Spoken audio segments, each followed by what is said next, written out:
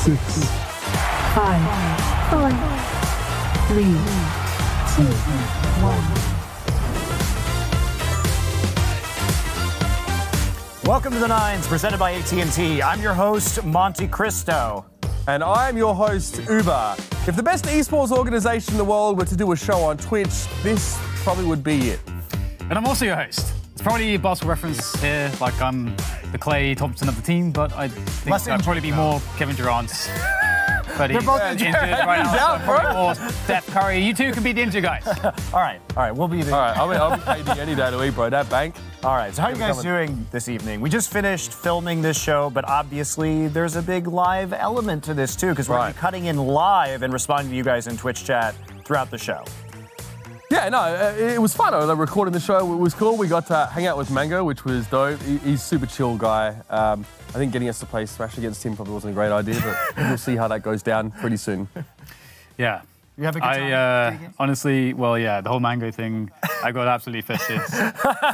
That's how we say it in esports. He was playing Captain Falcon, so I believe you were referring to the Captain Falcon punch. Yes, the Falcon exactly. punch. Falcon fist. Yeah, exactly. Indeed. Anyway, today's show, we're recapping E3. We're talking about Dr. Disrespect, the Fortnite Pro-Am, and we have Cloud9 Super Smash Bros. Pro, the GOAT, the Kid, the Mang0. We talked to him about Smash Bros., the fighting game community's most recent result at the Smash Summit 8. And at the end of it all, we'll take him on in a 3v1 in Melee, find out what happens. The suspense is killing me. Yeah, it's not pretty. Well, to start the show off is our first segment, but number 9 on a non-countdown. It's time for the Channel 9 News. 9.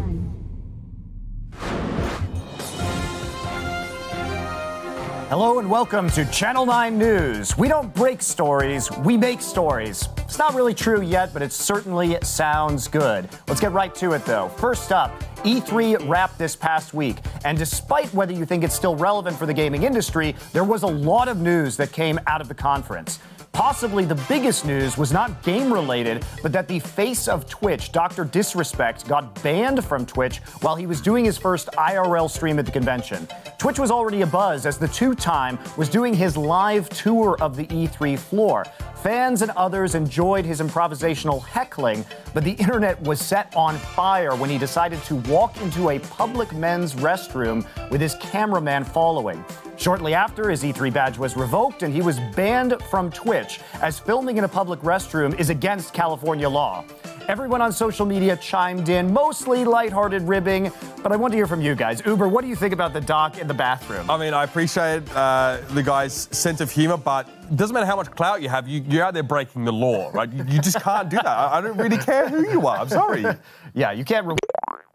You know, I don't really want to make too much light of him breaking the law, but just objectively, him making an emote of him staring over the bathroom the recreations are so good, dude. Is so funny.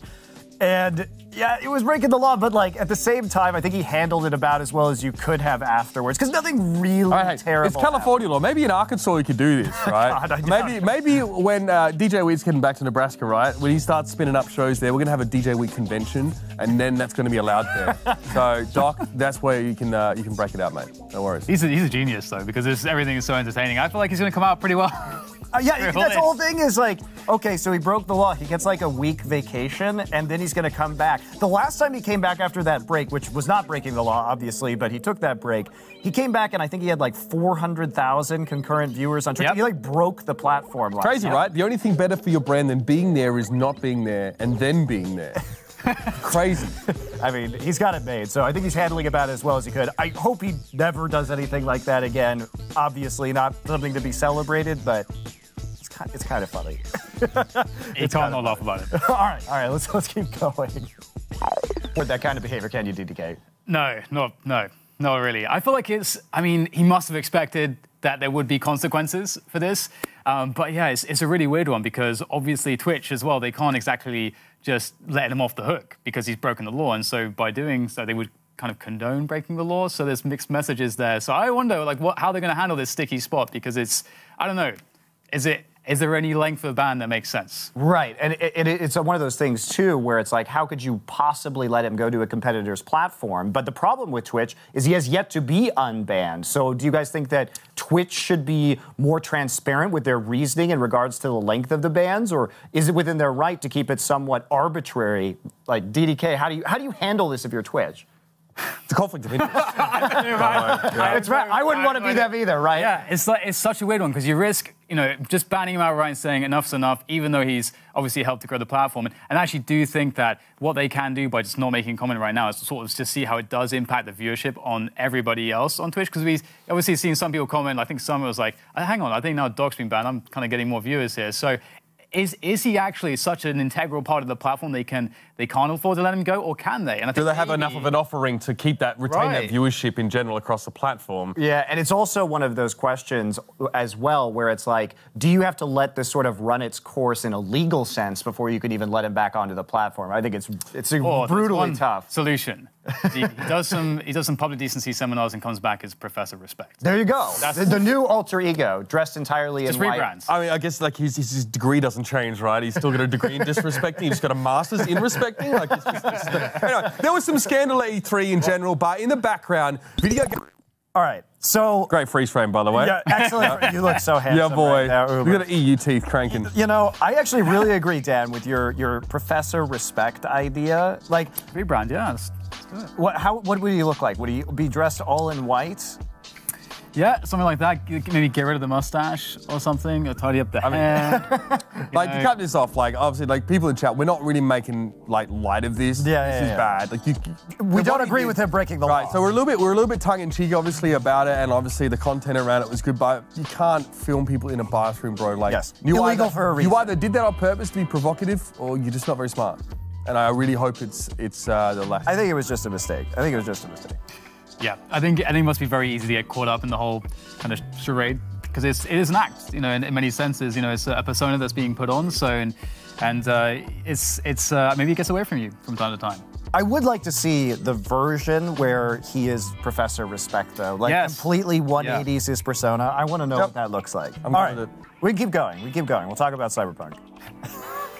Games are actually being talked about. But which games got the most buzz? Well, thanks to Microsoft, we're able to do a data dive on which titles were most talked about in relation to E3. And as you can see from Microsoft Search Analytics, Cyberpunk crushed the competition and was the most searched game by far. Cyberpunk had a lot of heat coming into E3, but was definitely helped by the surprise appearance of your boy Keanu Reeves. And then Terraria, an action-adventure sandbox game, was the dark horse runner-up. They announced their fourth major update, Journey's End, which must have got some fans hyped. Then Halo came in at number 3, with Fortnite and Borderlands rounding out the top 5 most searched games. What about this data do you guys find interesting? Kind of that, Halo got such a little amount of play because you look at that graph and it's like Cyberpunk 2077, which obviously you expect to get a lot of hype. Sure. But having Terraria, like an indie game, which is a sprite-based game, come in second, and then Halo, Fortnite, and Borderlands. I haven't even played it, but all of those games coming in behind that is pretty crazy to me, and it shows like the power of the indie gaming community right now. Yeah, it's really fantastic, actually. If you look at the industry like 10, 15 years ago, how that wasn't possible. I feel like we're in a beautiful place. Yeah. And I think that it's as expected. Cyberpunk 2077, it was a title that was kept under wraps forever. We only got that first, hour gameplay peak, like a year ago or something like that. So it's no surprise that it is, it is, of course, breathtaking. Yes. Yes, I get the reference. I mean, like, Terraria is mad popular. It's just because it's not really it's not a competitive game necessarily. It's maybe not like a big streamed game. It's incredibly relaxing and pleasant to play with friends, though. So maybe that's it. There's just a crowd out there that love it. So I feel that. Yeah, it certainly speaks to the fact that we are sort of expanding the demographic, and those kinds of games definitely much more appealing to people that aren't into regular sort of, I guess, what we would associate as a more immersive kind of crazy experience, like a Cyberpunk 2077, or like an esports niche experience, like a Quake or a StarCraft or an Overwatch. Notice how I put Quake in there. I mean, I'm the most hyped about Cyberpunk 2077, as Witcher 3 is probably my favorite single-player game of all time, so I am definitely on board with CD Projekt Red in this next game, and I can't wait to see what they've got in store. Well, while Halo was teased and some other titles with competitive modes were talked about at E3, there was not a ton of esports-related news, but at Bethesda's conference, they did release a Fallout 76 Battle Royale game mode, Nuclear Winter. While it was originally only supposed to be up for a week, they recently announced it will now be live indefinitely. With top streamers like Shroud continuing to play it, do you think they may make an impact on the esports scene with a Battle Royale Fallout? Look, I mean, it's pretty meta to like get out there and just get angry at developers for trying to put BRs in their games. Like, I think we're past that point. But the problem is that like, I think a lot of people are playing it because it is Fallout, right? I think they just love that feel, the post-apocalyptic feel. The problem is it's kind of clunky. There are a lot of things you can pick up, like your inventories, like the way your inventory works in that game. Whereas you take a game like Apex Legends, it's smooth, it's streamlined, the movement is incredible, has the Quake feel, recovery, getting back in. So their model just makes much more sense for a BR, whereas this is being shoehorned in a little bit. And it's fine until they start to try and make that an esports. And then I start asking questions because of competitive integrity and the engine and all that stuff. Leave some questions, yeah. The engine. I mean, I've never been a fan of the new Fallout games because I wanted them to be like Fallout 2 back in the day. Classic. So I'm actually not a fan of Bethesda games in general because I also don't like Elder Scrolls games. So, looking at this, it doesn't entice me, but... Fusro, don't come at me with that nonsense, bro. I would prefer that somebody actually cracked the code on the format you need to make Battle Royale games competitive esports, because to me, that's been the puzzle that hasn't been solved yet. Biggest hurdle for competitive, smoothness. And I have no good ideas, by the way. I have no ideas how to solve this is where you advertise yourself as a consultant. I have no idea. Right, and the fact that we're even looking at battle royales and thinking esports, when I think, as you say, the formula's not really even figured out yet. Yeah. Definitely, it makes us think that, okay, well, why doesn't esports have a bigger presence at E3 in general? Why is it these battle royales, especially in lieu of the larger companies leaving the event? Perhaps there should be some space for that. I mean, they're two different things, right? Let's be honest. I mean, and finally, though, there is definitely one esport title that has a presence at E3. Sunday night was the second annual Fortnite Pro-Am event for charity. Epic Games capped off their summer block party in Los Angeles, inviting celebrities, not me, obviously, thanks for the invite, from various industries to play alongside some of the best Fortnite players in the world. Last year, Ninja and Marshmello won the inaugural tournament, if you remember that. But this year, pro player Airwax and RL Grime took down the title. T-Field and Josh Hart placed third in the event, which isn't a bad showing for Josh Hart, considering he'd just been traded to the New Orleans Pelicans on Saturday. So one of the things I loved was he walked out in a New Orleans Pelicans t-shirt in the Forum, which used to be the Lakers arena. So he was already like, he was trying to make a statement there after being, traded from the Lakers. I love that he's doing that. He's choosing to do that at a gaming event, though. That just kind of makes me happy. I enjoyed it. I had a giggle. He was one of the celebrities invited. Despite his popularity as an event in the first year, though, viewership was kind of down this year. But you can also watch through the game client, so who knows the true numbers? I mean, Blizzard does the same thing. It's kind of hard to tell. As a whole, though, Fortnite viewership is starting to slip a bit. Monty, you were at the Pro-Am. You're flexing that clout. How do you feel about the event? What do you think that Epic Games can do to sort of remain on top of the BR genre? Well, let's be clear. I was not playing at the event. I was just sitting in the audience like a pleb, right? So if I'd known you were playing, I would have watched for sure. I would have been terrible. But it was an interesting event. The stage, I think, was incredible. And I think where Epic has been really successful has been that they create such an amazing atmosphere. Like, the carnival around the Forum was all super cool. And, like, there were, like, zip lines where you were, like, on one of the gliders from Fortnite. So I think that for people who went there, they created a really immersive experience. I think for me, the problem was really in the production side, because it took 45 minutes to walk out all 50 teams and introduce them, which is just, I mean, you can't do that for 45 minutes. Like, I know you've got a lot of big celebrities that you want to show off, but at the end of the day, we got to get into the game. What a crazy problem to have, right? I know, right? We don't have enough, too much star power. We don't have enough airtime to like give all these guys their time. That's kind of mental to me. It's fair enough, but I mean, what a star-studded event in general. Yeah, I mean, it's interesting. I'll see what they do. I'm curious what they do for the actual, like, Fortnite World Cup, and I think when you get into the more competitive side, that's what I'm really curious about, and that's going to be coming up in a couple weeks. So that's it for us at Channel 9 News. Let's send it back to our esteemed colleagues on the couch. We never really talked about kind of one of the bigger news for Fortnite in recent times. We're too busy talking about E3. Nate Nanzer obviously was the commissioner of the Overwatch League. He's the guy that gave us actually our jobs, essentially. Yep. He's now gone over to Epic Games, which is an interesting decision from our perspective. But he's obviously gone there to build something new. They've obviously brought him on because they need him. What do you think, Monty, having worked with him as well, what do you think he's going to be bringing? I mean, he obviously brought to the Overwatch League, he created the whole thing effectively. He was the first person to really join in and start up that project. I'm very curious to see what he can do with Fortnite, but there's also sort of, I think, an underreported aspect of this, which is that Rocket League is now owned by Epic as well. And Rocket League, I think, could really, with franchising, like, take that next step and reach the next level. So Fortnite, I think, is still a mystery. If anybody's going to be able to solve it, we have to wait and see. But Rocket League is ready to go, I think, and I think that's out of the box esport. Just like out of the box esport. What do you think, Dan? Yeah, it's a really interesting one. I love what Rocket League is doing. I think that we need more minds that are esports focused and have the experience in building that. So I think it's pretty exciting. I'm curious. Again, like I don't have as much intimate knowledge working with Nate and what he brings to the table.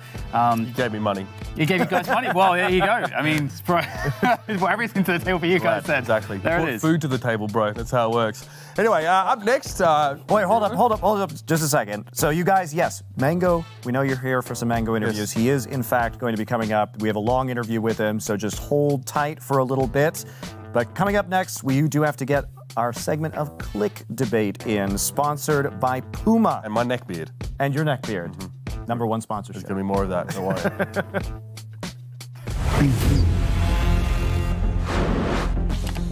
This is Click Debate, sponsored by Puma. I'm about to set up our debate topic, but first, thanks to Puma, we want to reward some viewer participation. Once you hear both our debaters make their case, vote in the chat who you thought was more convincing by entering DDK or Monty along with the hashtag ClickDebate. We will randomly give away a Puma gift card to someone who voted so they can level up their swag game. Apologies to the rest of the world, but you must reside in North America to be eligible. And in a little bit of foreshadowing, you also must be 18 to enter. DDK, Monty, do you guys remember being 18? Vaguely. I tried to delete most of that from my memory. Reasonable.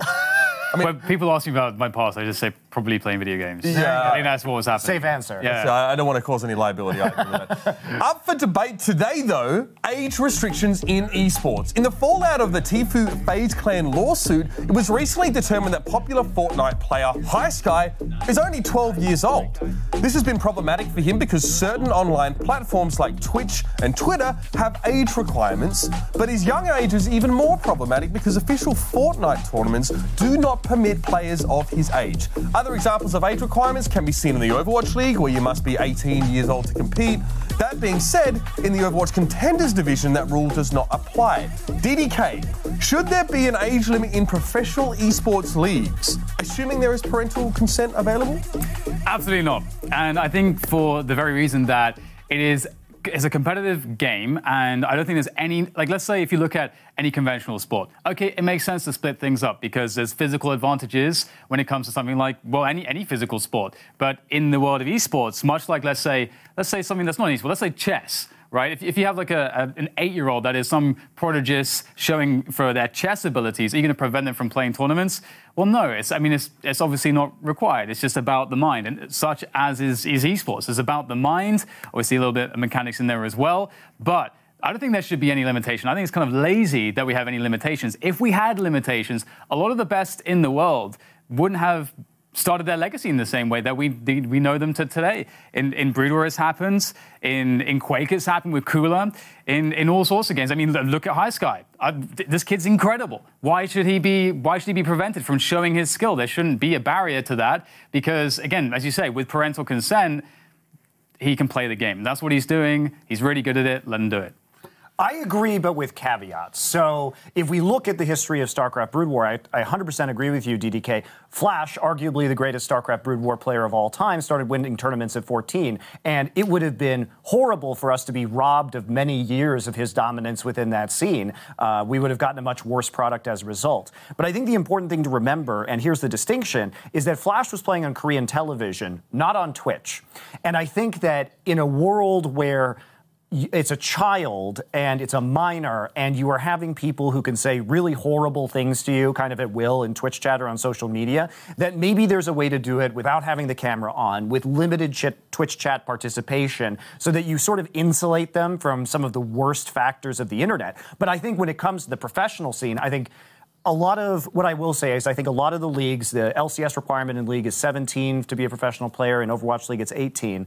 I think that this is, for legal reasons, the safest option, but I don't think it's the best option. I think they should be treated more like child actors, where they have tutors that are available to them. I think there's a more subtle and nuanced way to get young players in these leagues without really ruining their lives, by providing them the tutors, by limiting their practice time. And if they're still good enough, even under those conditions, let it roll. Because, like, I want to see the best of the best play. I don't care how old they are. I agree with you.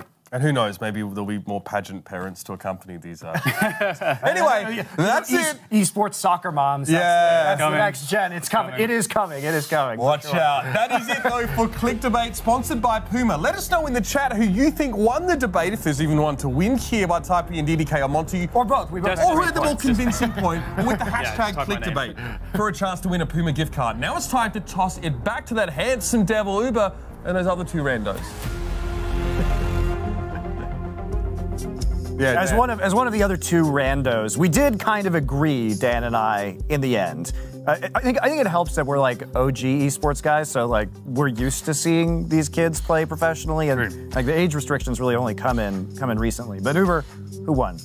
Honestly, it's not about what I think. It's actually about what chat thinks. Oh, God. Overwhelmingly in favor of Monte Cristo. And we kind of agreed. But we agreed. I think we both like won that. Or something. Yeah. You guys genuinely, basically at the same point, you expanded on them slightly. Yeah, we're setting each other up. Yeah. To support, I'm seeing it in chat. It's just, it's a lot of Monty, which is just too much. It's the full Monty right now. Nice. It's time to see, though, what's trending in the world of cats and food pics. It's time to check in with our chief memeorologist, Christopher Montana. That's me. I've actually just suddenly changed. Is that you? Oh, hi, guys. It's still me. Big thanks to Monty, me, for letting me pinch hit. I'm your chief meteorologist, Christopher Montana, so let's jump right in. Take a look at some of these clips. First off, let's take a look at the London Spitfire's Twitter account, which posted pro Overwatch player Gesture performing his post-game celebratory dance. I mean, that is tragic. If I didn't know what the dance was, I would have thought that was something incredibly obscene. Look, we love Fortnite. I don't think you want to be showing your kids that one, though. That is, as someone starts to rotate a couple injuries, I'm not happy with that. Exactly. Like you want to be slow, and you want to, also go for the oblique stretch as well. You know? Oh my! Yeah. All right, let's move it on. Next up is Seltzer FX, who mashes up trending internet videos with video games on his Instagram. First up, he masterfully turned this young Messi into a Rocket League star. Wow. This is incredible. I'm actually this is incredible. Is that? Yeah, this is his most recent post, the one with Kirby, in which he used the trending video of this guy keeping a medicine ball in the air and swapped out the training equipment for Kirby for the Smash. That's actually, that's really sick content. Yeah. Nailed it. Also, the percent at the bottom and the noise of Kirby getting jumped. Accurate. That's fantastic. I also love how it's a young kid playing soccer, but his name is like Noob Slayer. Come on, bro. Fantastic. Oh, amazing. All right. Up next, Christopher Hivyu, aka Tormund, recently posted this behind-the-scenes pic to his Instagram account. He and fellow Game of Thrones cast member Joe Dempsey are playing Switch in costume, presumably between takes. What do you think Gendry and Tormund are playing? They just played against Mang0 and Smash. That's how I looked after playing against him. That's sure as heck how I felt. I'll be honest with you. 1,000-yard stare. I had that one too. You had a broken nose. We got that one sorted out now as well. You had the blood and the dirt. Yeah, we did get put in the dirt by Mang0. Spoiler. Spoilers, by the way. Hate to see it. All right. Finally, Reddit user Owlero made a prudent observation about the newest Super Smash Bros. Ultimate character that was revealed at E3. He appropriately titled his post, Wait till PTA sees this. I mean, I don't recall playing Banjo-Kazooie and having used the heck out of the bird throughout the game. Maybe I was too young to realise it, but that is a haymaker. And old mate does not look pleased. Wow. It doesn't even seem like he's enjoying it. You know, it's like that'd be one thing. That is animal abuse. But actually, watching Luigi get bodied through his animation, like the little missile animation he does, is quite satisfying. But, oh, that's brutal. Oh man! All right, Mang0's take later in the show. But are you guys Banjo-Kazooie fans? You know, like I wasn't allowed to have a Nintendo when I was a kid. Neither was I. I had like a PlayStation 1 and that was it. Like no more consoles. So, but I used to watch like my cousin play a bunch on the Nintendo. Yeah, I loved it. Yeah, it was great. I also like to watch people playing Banjo. Yeah. Kazooie. Never played myself. I was PC Master Race already at that age. Yeah, already. I was not allowed to have a console until I turned 16. But I grew up. Here's a crazy fact. I grew up on Macs. So one of the reasons why I was such a Blizzard fan was those were the only games you can get on Macintosh. It was tragic. Man, that is random. Although the age restrictions to get your parents on the show. Conker's Bad Fur Day, though, that was a game that defined my childhood. That was very, very funny. All right, that's it for today's Trendcast. I'm your chief memeorologist, Christopher Montana. Back to Monty. You're killing it, Monty. Literally. Well, that was great. Christopher Montana really knows his stuff. I think I know a little bit better, though. Really? So, yeah. All right. You and Christopher Montana, like, you're twinning today. All right, guys. So, chat, send us your favorite memes. Obviously, I know you guys have a few favorites. We'll take a look at those. We'll take a look and see what you have to say that's not spam this angle to release the Mang0.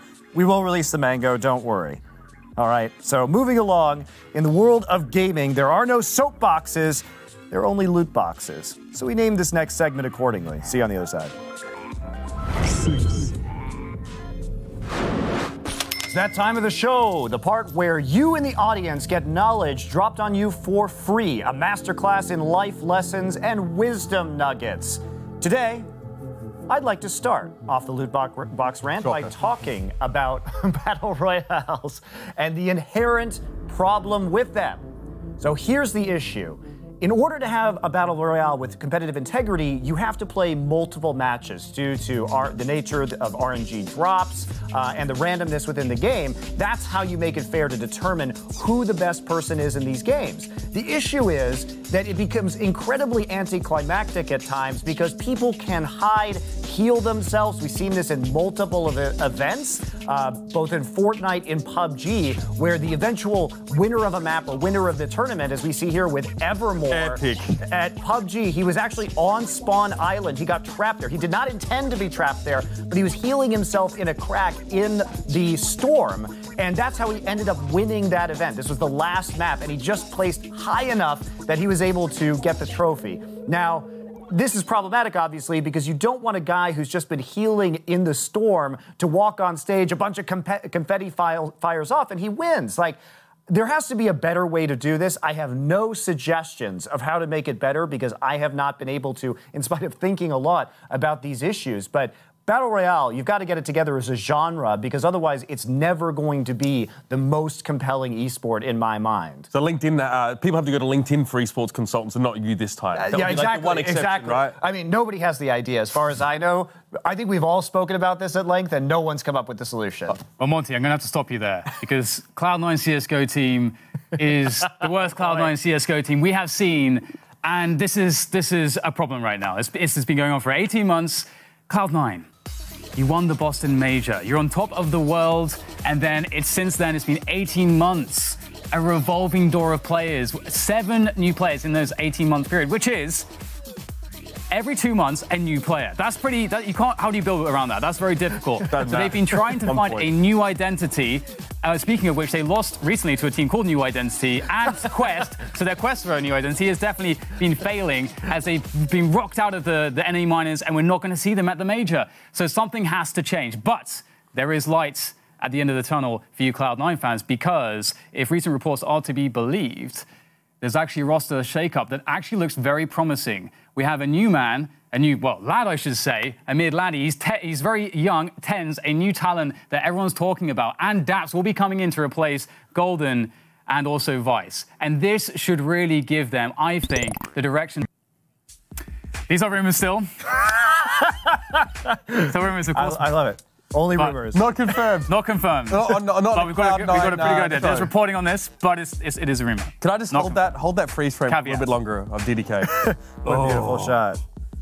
This is quite out of character for you. You're speaking quite harshly, though. You know, like it feels like you got a true. fire in your belly for this one, Dan. It's true. It's true. I mean, we love Cloud9.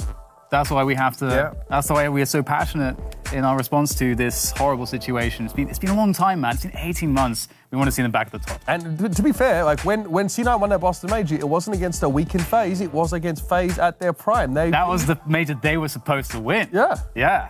Crazy, man. Absolutely. All right, let's get back to it.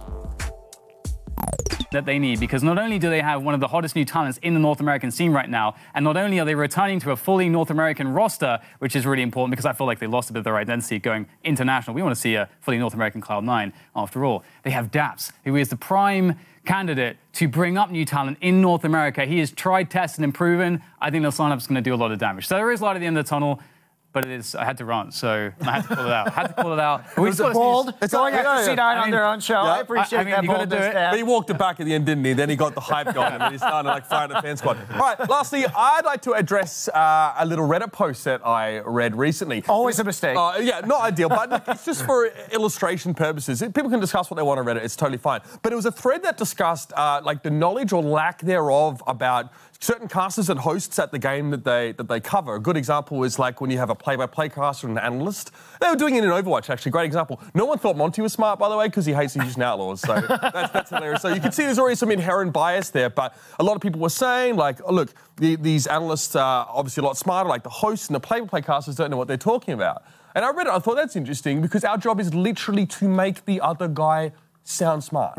Our job as hosts and as play-by-play casters are to tee up questions for these other people. I get people out here being like, oh, yeah, Uber sounds like a silver caster or something like that. I'm like, I've been casting Overwatch since closed beta, bro. You have no idea what I know.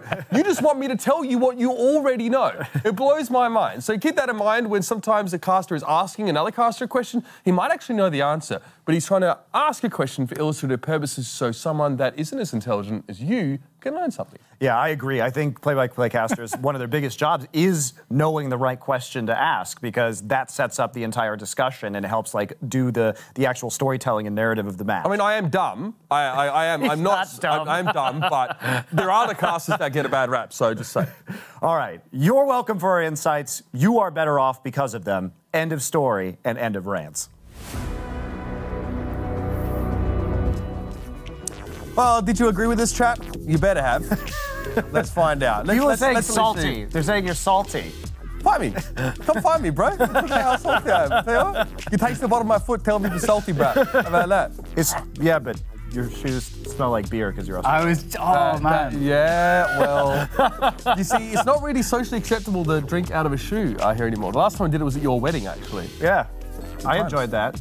I think everybody enjoyed that. I feel like it's pretty obviously inefficient to drink beer from a shoe, but in Australia, are there shoes which have that in design, like in the design process? Like, well, people will be drinking from this. So generally, the harder the shoe is to drink out of, the more hardcore it is. So right, okay. We made. To be fair, I think we made Sadicus do it from a flip flop once.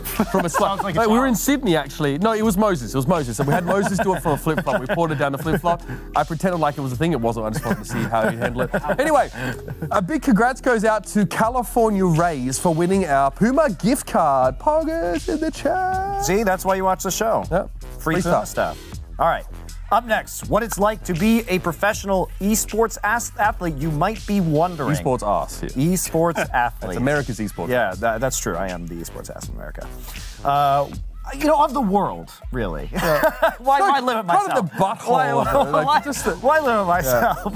Yeah. So, for one thing, you're paid to play video games. Beyond that, it would be great if we could go behind the scenes and see what life is like. It's pretty boring, actually, but if only there was a YouTube series for that, it will make it more exciting, I promise. There is one on Cloud9 featuring C9's League of Legends LCS team. In at number 5, here's our C9 Spotlight of the Week. Watch them lose to TSM. 5,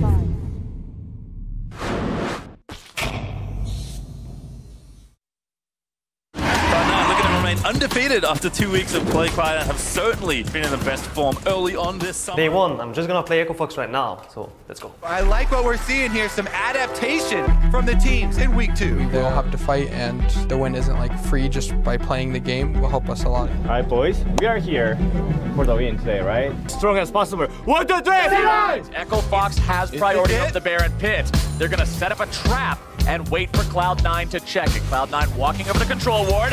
Echo Fox has found their opportunities. Zazel now taking a little bit of damage. They ended up trapping Baron. They were 5 men in the pit standing around the corner.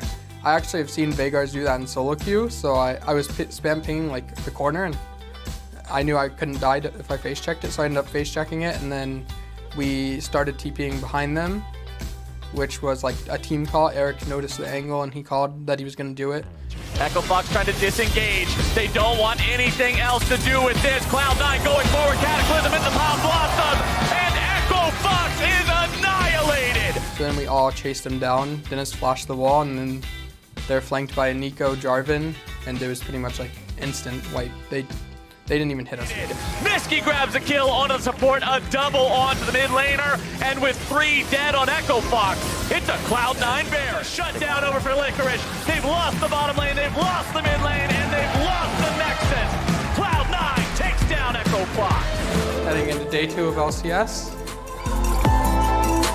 I feel like against GGS it's mostly gonna be mid, because I feel like when they win, it's usually Froggen. Either popping off or like playing a weird champion. Flash and no hope left for Sneaky. Gonna try and fight it out, but Froggen gets a solo kill. I can't auto. I just QE on cooldown, and I can't even hit those because Anivia range just, if she walls me, the only fight I was actually useful was the bottom river one. But Froggen back as well with the Ag. Nisqy trying to push the cannon away, but Contract's unstoppable. Nisqy dead, and Golden Gun. Obviously we can't let our guard down and just not underestimate any of the teams. Academy are going makeup. No. 1, 2, 3, Cloud9! Oh yeah! As academy players, you don't really get that much stage time, so I think Riot did a good job of making them play on stage.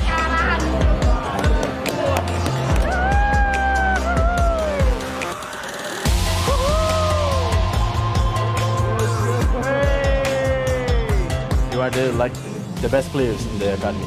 You guys know that. I just didn't die, and they do, woo! And they do all the job. Hell yeah, bro. Let's go, Reaper. E aí, rapaziada, ganhamos mais uma vez. Tô gostando muito do apoio que vocês estão dando. Muito obrigado por isso. Vou continuar representando. Fé com fé. Do you know who I am? I am the best player this game has ever seen. I am strong, fast, agile, fearless. I'm becoming immune to pressure, toxicity. This is not about the size of my muscles. It's all about the size of my will. I am the best player this game has ever seen. Just not yet.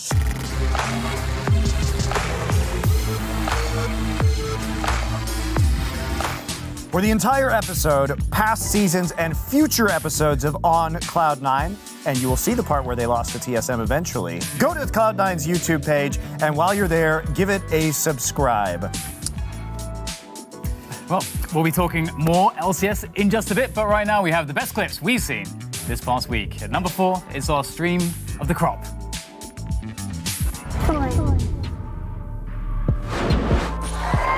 Stream on a Crop is where DDK, Monty, and I scour through the dirty, twisted depths of the different web platforms for the icing on our internet cakes.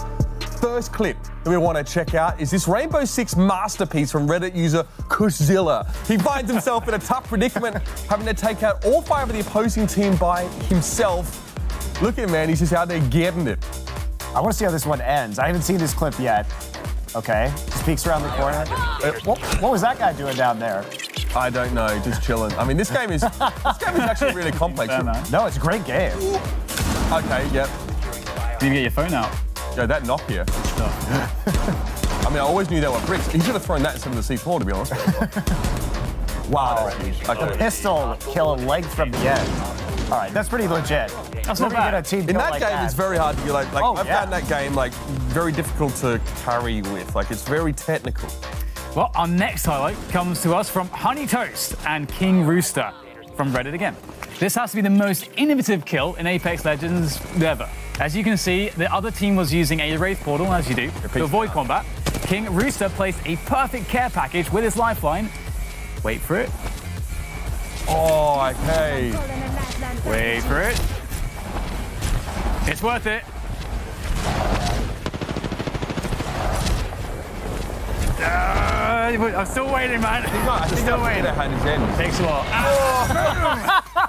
What a way to become the champion. I think that's worth 10 wins. Come on. I can't believe that it was not only an elimination, like a kill, but it actually won the game too. Like, and especially with how long that care package takes to drop from orbit. Holy I mean, his opponent was literally going back and forth, just griefing, essentially. He wasn't even trying to fight, so he deserved it. That is definitely the most style kill I've seen in Apex Legends. For sure. All right, we have 2 Rocket League plays, and we need Twitch chat to tell us which one is better.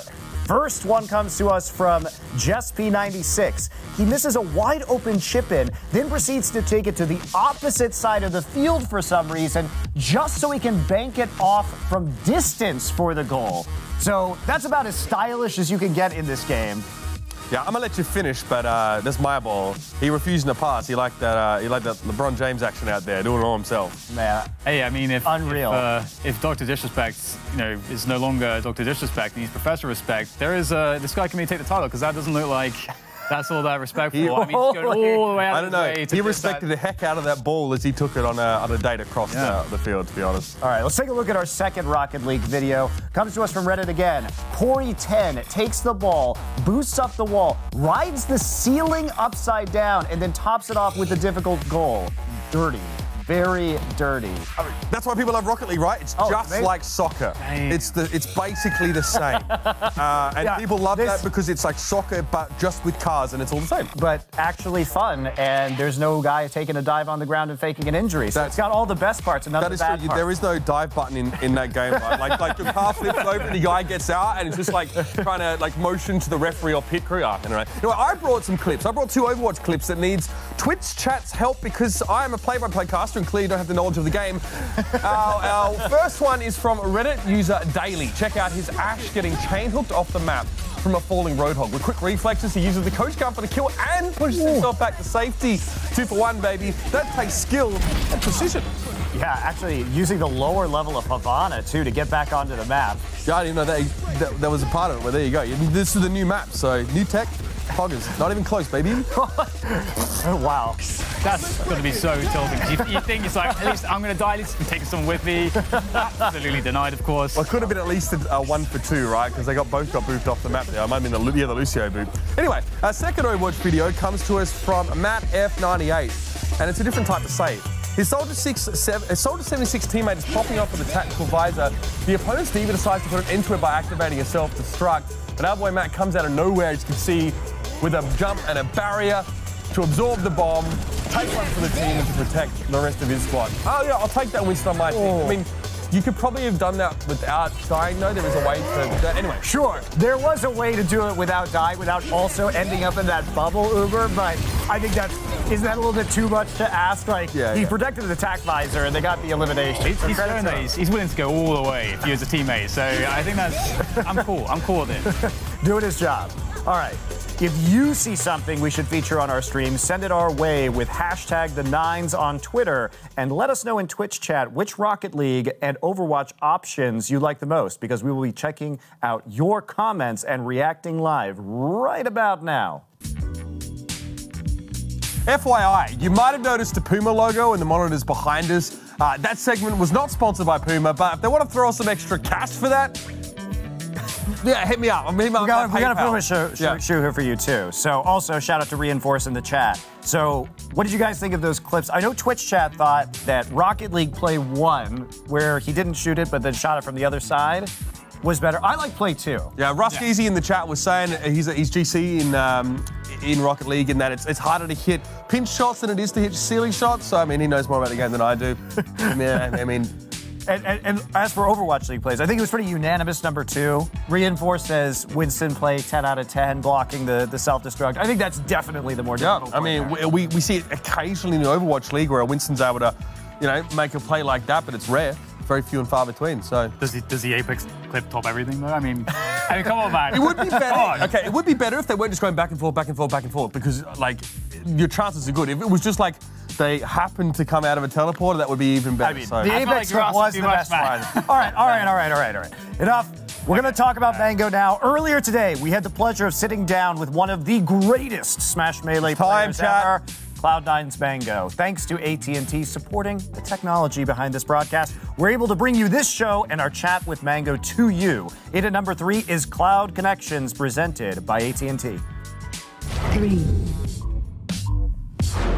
This is Cloud Connections, presented by AT&T. We have C9's own Super Smash Bros. Melee god, the kid, the GOAT, the Mang0 here today. Smash Bros. Melee's been around since 2001, and the Smash Summit 8 event this past weekend had around 60,000 viewers during the finals. Mang0, can you describe to the non-Smash fans out there what made you fall in love and stick with Melee over the years? Why does it have the competitive staying power that it does, do you think? I think, like even you guys probably, I think like the thing that people like most about Smash is that everyone's played it at one point. Like, especially like I know a lot of college kids played it. I started playing when it came out. I was like 12. Went to my first tournament when I was 14. Won my first big tournament when I was 15. So I've just kind of stuck around with it. The way I describe Melee to like, you know, somebody who doesn't really know, it's like, why do you still play it? Like I've been playing for like 13 years competitively, just pretty much half my life. And people are like, why do you still play? Blah, blah, blah. It's just like, you can be there's like no ceiling on how good you can be. Like, even now, I think I'm good, but I'm like, I can be like 10 times better. And like every day I play, I like learn something new, and I'm just like always bettering my gameplay and like being a better player. So like, I think the reason it's so fun, and like Smash players are kind of psycho and we just kind of torture ourselves, because we're all just trying to like be perfect, but it's impossible. So we're like all chasing this like impossible dream, but that's like why we stick to it. Putting like, in the reps. Even just for that 1%, it's like, no, I just want to be like as perfect as I can. So I think that's the only reason it stays so much fun after all these years, because I just feel like I want to play another 5 years just because I want to see when it's all said and done how good I got. There's all this uncharted territory. Yeah, no, it's crazy. So like, I'm just playing to see like how good I can be. Like I know I can be 10 times better than I am now. So I think that's a real good appeal. I think most people who play like have that feeling, and I also think it's a fun game to watch. Like even if you don't, I think it's pretty like simple to understand. Yep. Like if you don't know what's happening, %, knock them off. So like. It's just got a lot of little good things going for it. So as we mentioned before, the Smash Summit 8 was the past weekend. Really top-level tournament. You managed to win the doubles, but you didn't do quite so well as you perhaps would have liked in the singles. You know, what were your overall thoughts and feelings of how the event went for yourself? Summit is always great. I love the staff. They do, you know, they do good work, all the skits and all the effort that goes into it. I historically always do bad at Summit. I think I've like never won one. I've been to like 8, and I just always do really bad because it's like so chill, and I'm like I'm not a very serious person. So like when I'm around my homies all day and like having a good time, it's always really hard for me to like get into a competitive that mode. Yeah, so like it's kind of a funny excuse, but like I just have trouble like getting into that zone. So I got 9-5 super duper underperformed, which sucks, but So do you think that having a crowd actually helps your performance? The thing is, like, at a tournament, it's like you go from like here, it's like your warm-up station to like the stage, and it's like, okay, like it's business time. But like at Summit, it's just like, I'm having a great time, drinking a beer, that's my homie, that's my homie, that's my homie, you know, make a joke, and it's like, oh, I gotta play now. So it's like, it's always been hard for me, especially. I think that's why I just underperform. Like, I always do bad at Summit. But it's fine because I have such a good time. I'm there for like 5 days with like a lot of my best friends. So like I would love to do better, but it's really hard for me there. All right, so let's get Mang0 the clairvoyant in action here. So you're a long-time Smash player, you've got so much experience. We're having all these off-meta characters, you know, winning recently. The Pikachu, Captain Falcon. Who is the next kind of off-meta character you think that's going to be up there taking titles? Well, Axe winning, yeah, Pikachu. Like, so we had Pikachu win first time in forever. I think, well, ever. And then we had Falcon win the week before, which aren't, like, obviously have never won anything. So, like, it's been a pretty, like, crazy 2 weekends for us. The only character I can see winning now is probably Yoshi, because we have another good Yoshi player. Other than that, I don't see, like, any other character winning. I think it's only Yoshi, and then I think we're tapped out. I think That's it. So the ceiling of characters, at least, has been... Winning, yeah. Winning has been reached. Yeah, I think, like, maybe you can, like, duel and, like, use a character here and there, but I think, like, after Yoshi, like, that's it. like, no one below, like, those 8 characters will win. All right, well, we'll see if your clairvoyance will actually come true here. So what makes the Smash community itself unique compared to other competitive games, genres, leagues? Dare I say esports? I know that's not a good word in your world. So what are you asking? Like, what is unique about the Smash community? Smash community is unique. I mean, you guys are CS players, Brood War player. Like, you guys know, like, when the new game comes out, you kind of shift towards it.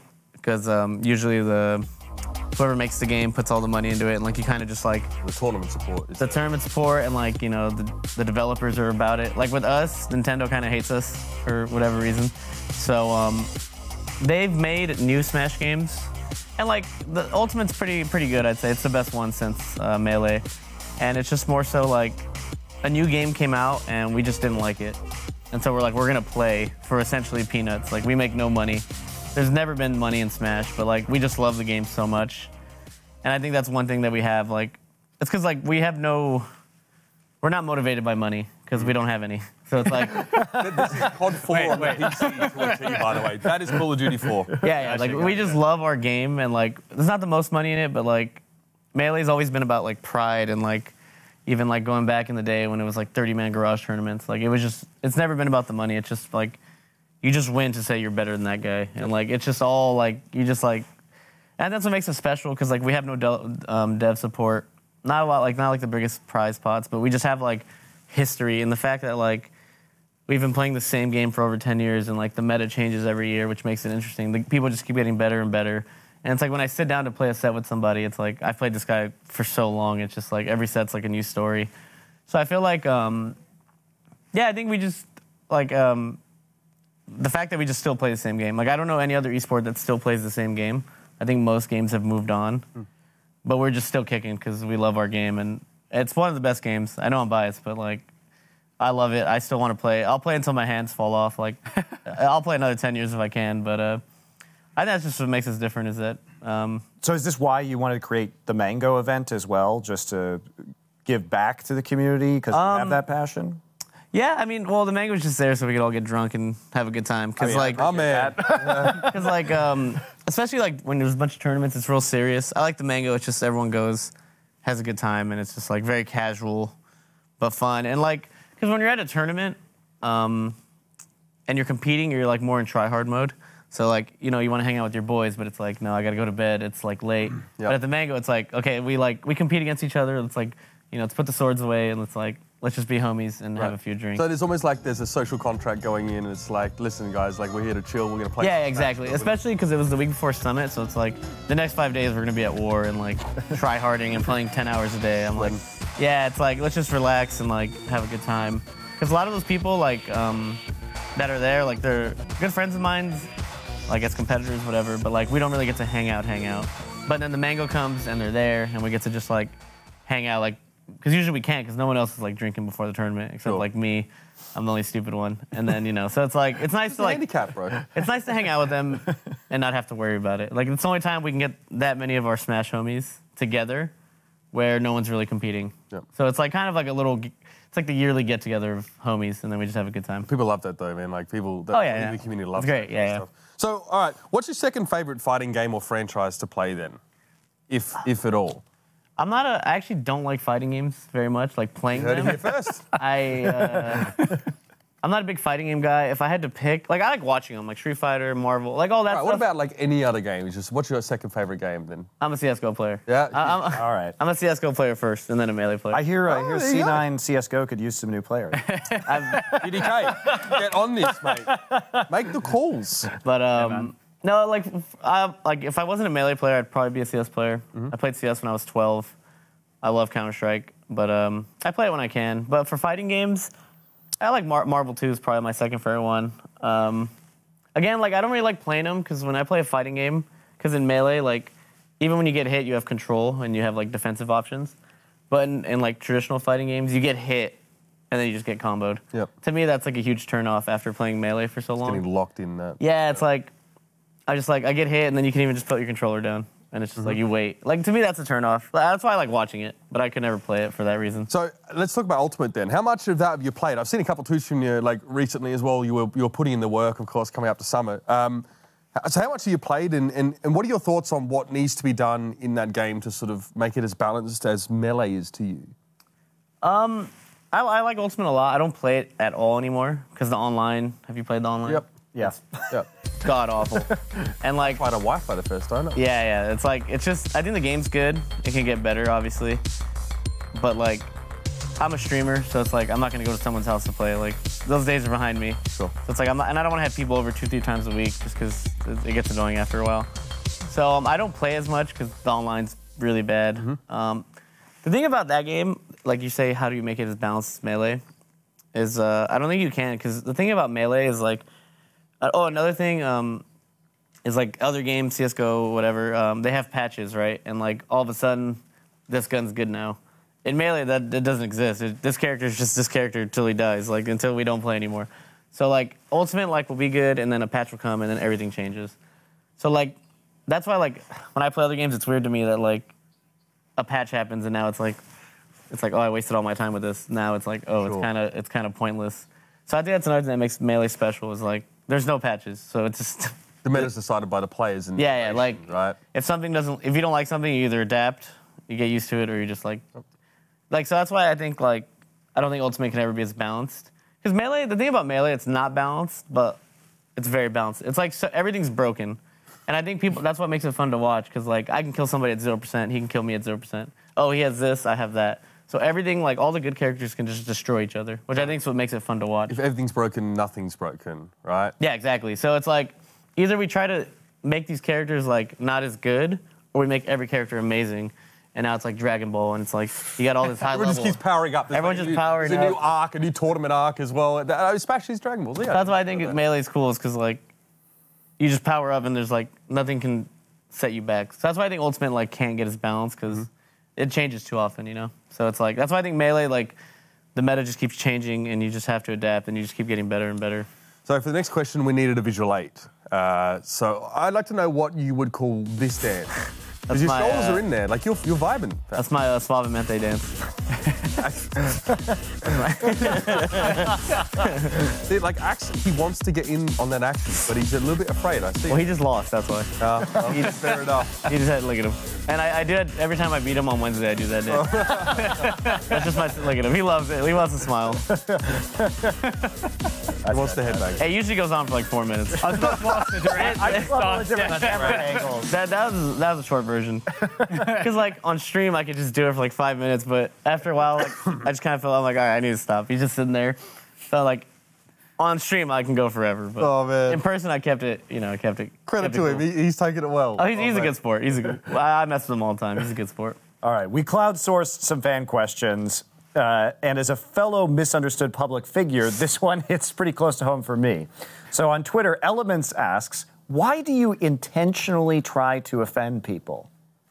I mean, I never try to offend people. I just kind of like poking at people who get offended easily, because I think they're just kind of weenies. And it's like, and I think like if you know me as a person, I'm not like, I never have bad intentions. Like my intention is just, I like making people laugh. I like just want to have a good time. So that's why people who know me know like if I make a joke about whatever, they're just like, it's fine. Mango's like, there's no hate behind anything I say. I also, like I said, I like messing with people who get offended so easily, because I think there's some things you don't joke about, and like I won't even poke at. Like I think there's some things that, but some things I think people are just too uptight about. And it's like, I think you should be able to laugh at some things, at least a little bit. Like, as long as you're not crossing like any crazy lines, I think like little jabs are fine. So I think if you get offended by things I say, you probably just don't know me, or you're just kind of a weenie. So it's like reasonable. Yeah. It's also true. The eternal truth of the world is that hate views count for exactly the same amount of money as people who love you, who view your listen, content. like, I mean, you guys... So, you know what? You make the same amount of money either way. You guys, when Ricky Gervais walk into a bar, you guys make a fortune. That's how it's going to go down. Thank you very much, Mang0, for stopping by. He gave us an excuse to break out the real good drinkware here. Make sure you follow him on Twitter and check out his Twitch stream. And stick around, by the way, because in our final segment, it's going to be Bros against Cloud9, where we take him on 3v1.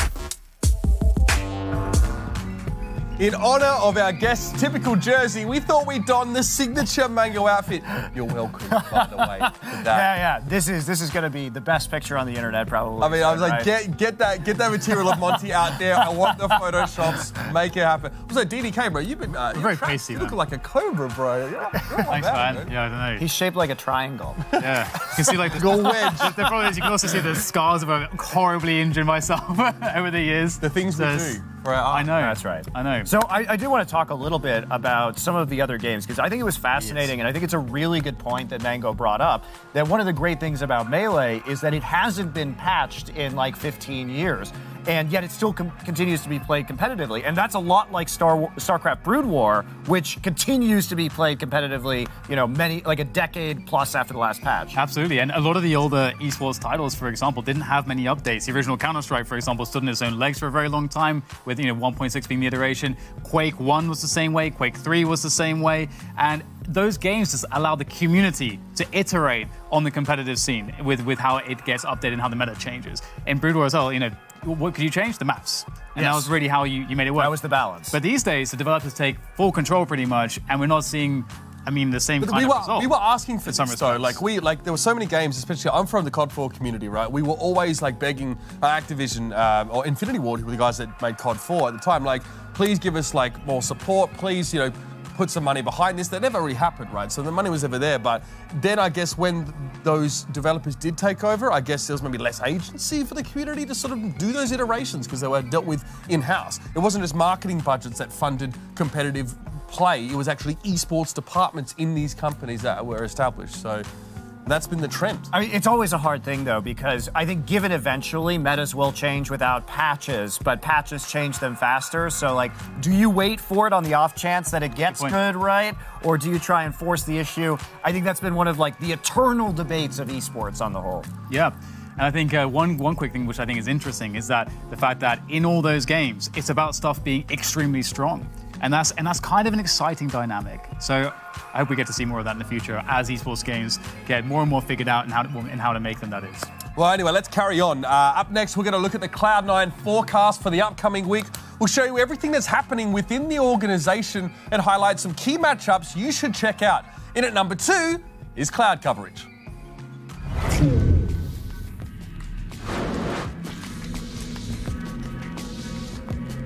It's been a busy week for the C9 crew to come. Let's check out what they're up to.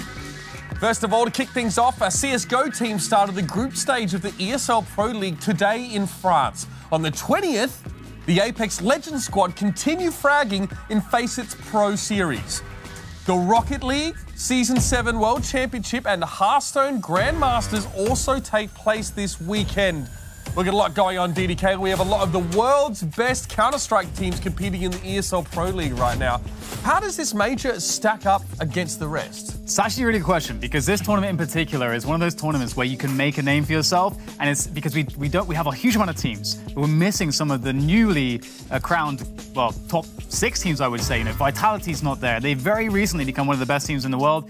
ENCE is not there, top 3 team in the world. You don't have Furia there. Obviously, Furia are making they're extremely dangerous, and obviously they just beat Astralis twice recently. So this tournament, the 2 major teams that are established and we know that they're good and top-level teams are Team Liquid and Astralis. For everybody else, they're sort of in some kind of roster flux, or they're in some kind of period of rebuilding. So this is really anyone's except for those 2 teams. So those two teams have to make the grand finals, but everybody else, anyone can beat anyone. So this is a good opportunity for a team like Cloud9. Is this also like Astralis' road to redemption, potentially? Okay, well, that's extremely interesting, because if they don't do it, then problems. Because we saw the last event, we've got Dupree flipping off the monitor, right? Device punching the monitor. That's not the Astralis that we know. It's getting to them, and so that they mental have fortitude was what served them so well. Like there were so many Absolutely. clips about them like having like a sort of a sports psychologist on board, and that was supposed to be that was supposed to be their strength. And you know, one of the things that I find interesting, I think, as you'll appreciate, Monty, so much of everything is about narratives. Narratives we tell ourselves, most importantly. And for them, for so long, they had the narrative of we're the best. The narrative got taken away from them amongst other pressures. And then when stuff just wasn't clicking, perhaps a bit of ring rust in there as well, and perhaps just not having as much practice as they needed, all of a sudden things aren't going their way. Maybe they expect them to, and now we see the frustration. So they're in for a real... If they don't win this next event, I think they're going to be really kicking themselves pretty damn hard. I mean, so eyes definitely on C9. I wanted to see how they grow, but also on Astralis. But in the world of Overwatch, there's a contenders battle between the British Hurricane and the Samsung Morning Stars on Thursday, while Overwatch League's London Spitfire take on the NYXL on the 21st and the Washington Justice on the 22nd. In League of Legends Academy and LCS, Cloud9 will be facing 100 Thieves and Counterlogic Gaming, respectively. But one game I definitely have my eye on is the Stage 3 rematch between the Spitfire and the NYXL. When they met on June 9th, they got 4-0'd by NYXL. It was not close. Monty, I have my thoughts, but how can London now return the favour and get some clap back, you know? I mean, it's a classic London problem, right? Are they going to come out and be dominant? This was the second game Sabiolbi had been playing the Sombra. He didn't look great in the first one, but he did look really good in the second one, right? So how did London come back? I mean, are they going to put guard in so that we can have the Sombra goats coming back where Prophet's going to play the Zarya? Is Birdwing potentially going to play the Sombra so they can flip back and forth on the Brigitte? These are the questions I think we need answered from the Spitfire, but they did get smashed last time against the XL, so anything would be better than that, I think. Sabiolbi's made a switch over towards playing a bit more of that Sombra now. It looked a bit shaky to start with. Now it's looking streamlined. It only took one game. That is definitely a matchup you want to see. Those two have been rivals all the way through the Overwatch League up until now. Don't miss it. But this is it, gents. It's the last segment of the show. Oh, no. For this week's One for the Road, we kept our good friend Mang0 around and challenged him to a 3-on-1 battle in Super Smash Bros. Melee in an event we'd like to call Bros against Cloud9 or BAC. For Bros against Cloud9, just a little BAC. We will be taking on the GOAT at Super Smash Bros. Melee. 1 versus 3, friendly fire on. So that should make you around a 30-1 favorite, I think, Mang0. How do you feel about those odds? Oh yeah, friendly fire's on, you got no chance. I feel like I'm about to be sacrificed to like some deity, like thrown in a volcano or something. All right, so what's at stake?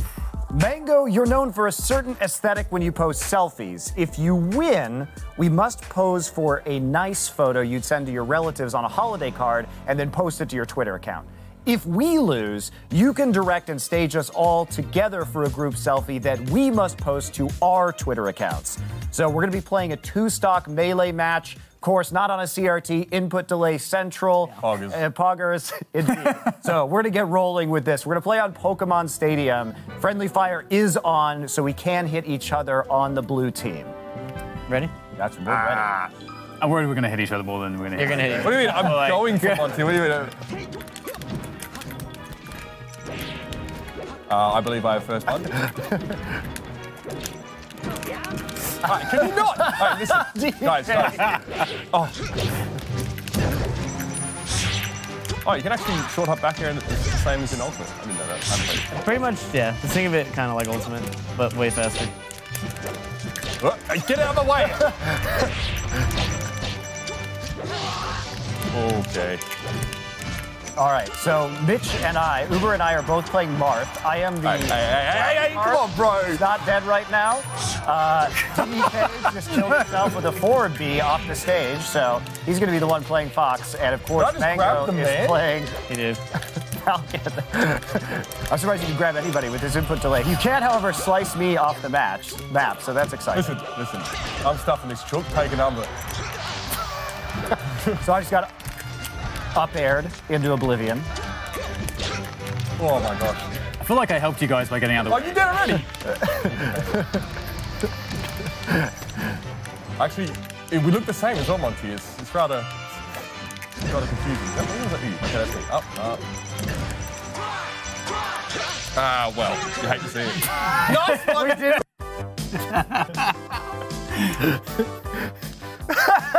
I mean, first of all, oh god, sorry. What are you doing? What are you like? I reckon that stock was like mostly you on it. Like, yeah. I got the boy with a throw. You know, I got it with that cheeky shield grab. Not gonna lie, pretty clean to be honest. You know, I played this game like a ton in high school, but it didn't go well for us there. I think like the point I got, it was like, you know, just starting to learn how to do wave dashing in high school, and then I just basically stopped. I never really did it. Like, I kind of played it my friends play. I played Link, actually. Since picking up Ultimate, I started playing Marth, but I mean, you could see he was just all over it. And you know what? He wasn't even trying. You watch what he was actually doing.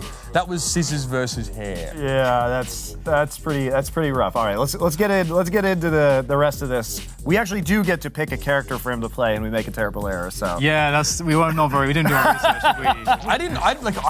I didn't know who was strong in Melee and who wasn't. Wait, he looks crap, doesn't he? Yeah, he does. He looks really. Look, he's not. All right. Let's get back into the second match that we played here. You are last hope. I did like the style Falcon Punch at the end.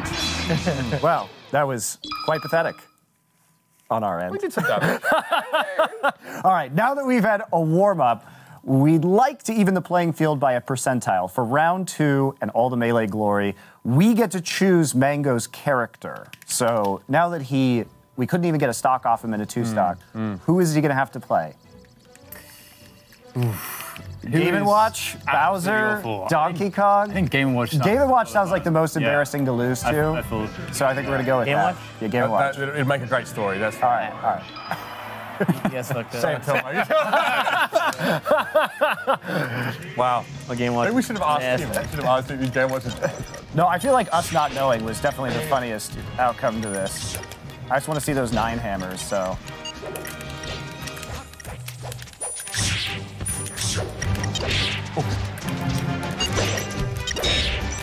All right. One at a time, boys. Oh my god. Why is this happening to me? What happens when you play fast? Can't believe you've done this. Surely you got some more. Surely you got some smash ball for it. Surely this isn't taxing your mental bandwidth. And so much concentration just to stay on the screen here. This is. So we're also playing the same characters as last time. Yeah. So the double mark. Look at him just chilling. What is this? But his movements are so unnatural. Yes, the input delay is horrible. I wish I had something to blame. Get out of my way. My God. Oh.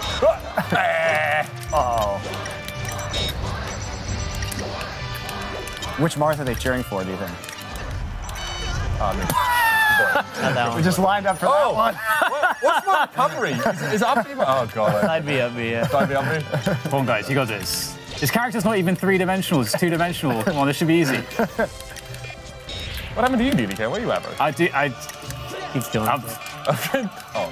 Yeah, you'll see me suited up. You can come join me down at the bottom.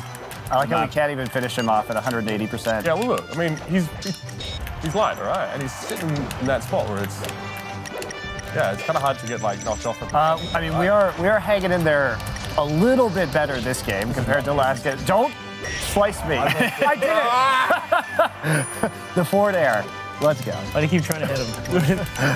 He's realized I'm the threat here.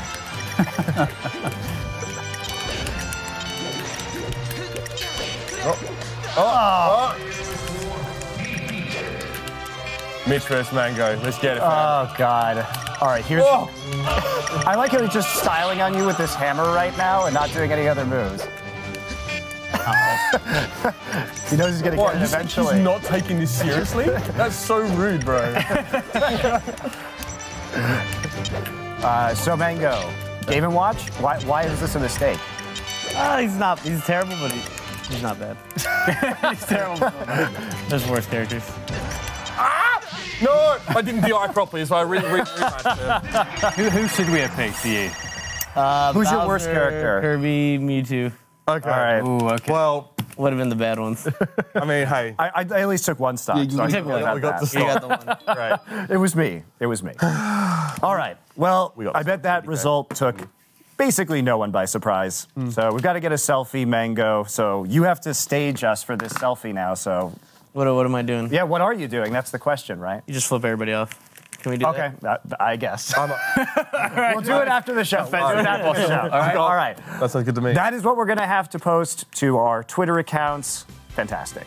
And that's it for this Bros Against Cloud9 edition of One and Done. Thank you very much, Mang0, for absolutely smashing us. Make sure to check out his stream and give him a follow on all social media. Thank you very much. I always felt like we were insulting Mang0 by playing. Yeah, I don't like. I mean, why are we even in the guy's presence? Like that was scissors versus hair, man. Brutal. Yeah, I mean, it was absolutely brutal. You know, like Contenders team versus the Florida Mayhem. I don't know, guys. You will have to go to our Twitter accounts to see the group selfie we took. It was flipping everybody off. Make sure to give it a like and give us a follow. But I have to say, I am proud to join the tradition of people from C9 flipping off cameras. It started back with High. Profit carried on the tradition with the London Spitfire. That was always fun. The difference is, we're not going to get fined for it, unlike both of those other two guys. That's right. So we're going to get paid for it. We're going to get paid for it. First time anybody on C9 has been paid to flip somebody off. That's us. So that's pretty proud.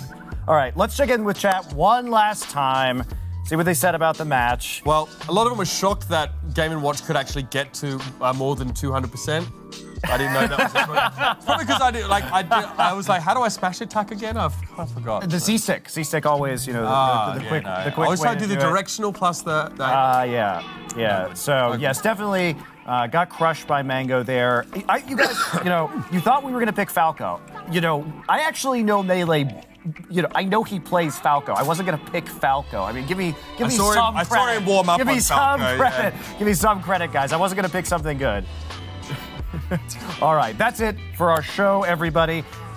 Thank you very much to Mang0 for coming on. Make sure to check out his stream, of course. Tune in next week to the 9s at 9 p.m. Eastern, 6 Pacific, right here on Twitch, where we're hoping to have on Cloud9's League Academy Pro and fan favorite Jukes. I know everyone's in the chat. I know you want Jukes. We're going to give you Jukes. Yeah. Don't worry. For all Cloud9 related news, make sure to follow @Cloud9 on Twitter. That's Monty. He's Uber. I'm DDK. Have a good night.